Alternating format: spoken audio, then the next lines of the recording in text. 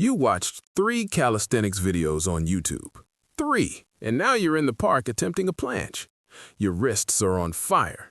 Your shoulders feel like they're filing a police report, and you have absolutely no idea why. I'll tell you why. Because you skipped the foundation and went straight for the highlight reel. You saw the skill, you wanted the skill, you tried the skill, and your joints, who had zero say in this decision, are now suffering the consequences. It doesn't matter if you've been training for 2 weeks or 2 years. If you've built on a weak foundation, this video is for you. Now, the 5 most common injuries. Number 1, shoulder impingement. I call it the shoulder crush. That tiny top of shoulder tendon is getting sandwiched every time you attempt wide grip pull-ups or any overhead pressing with bad shoulder position. You're collapsing the space. Your shoulder is running out of room. It's like trying to open a door with someone standing in the frame. Number 2, tendinopathy, the crispy tendon. This one is sneaky. It's not a sudden injury. It's weeks of micro-trauma quietly building up because you're loading tendons that aren't ready for the movement yet. Planche progressions, front lever attempts, long holds with no base strength. The tendon doesn't snap. It just slowly stops cooperating. Number 3, wrist flexor overload, the noodle wrist. The moment most beginners feel it. Skills such as planche leans, pull-ups, or even basic floor push-ups are all workouts that emphasize training the wrist flexors, the muscles on the same side as your palm. Your wrist extensors, the underdog muscles nobody trains, are getting crushed by your flexors because nobody told you to balance them. Imbalance builds, pain follows. Number 4, elbow pain, what doctors call lateral epicondylalgia. I call it the tennis elbow that never played tennis.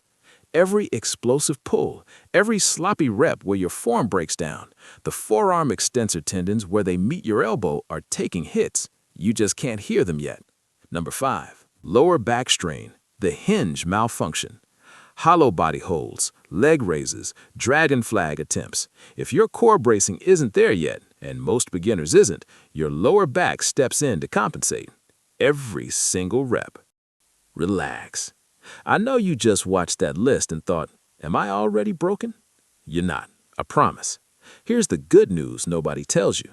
These injuries don't happen overnight.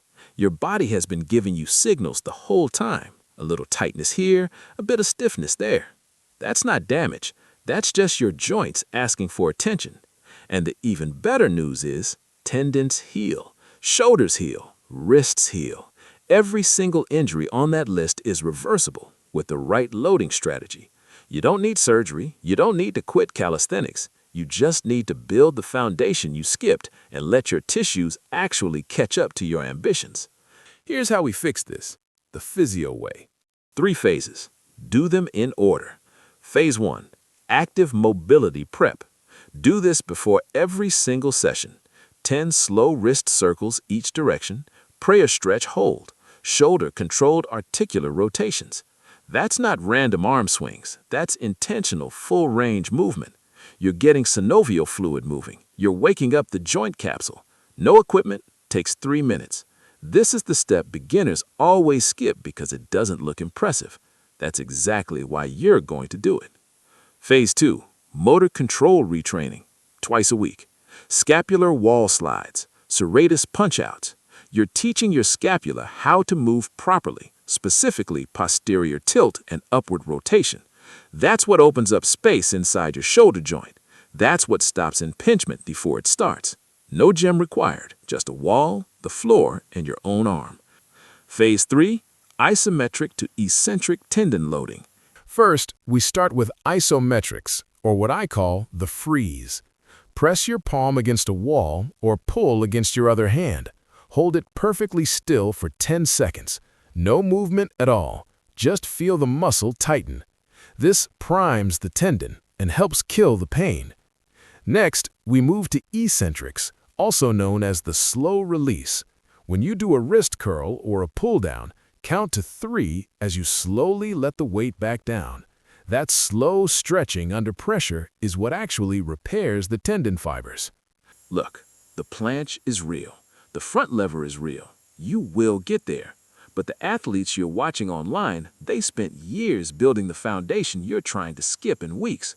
Your joints aren't slow. Your timeline is just wrong. Train the foundation, do the boring prep work, let your tendons catch up to your goals, and you'll get to those skills pain-free, and you'll actually keep them.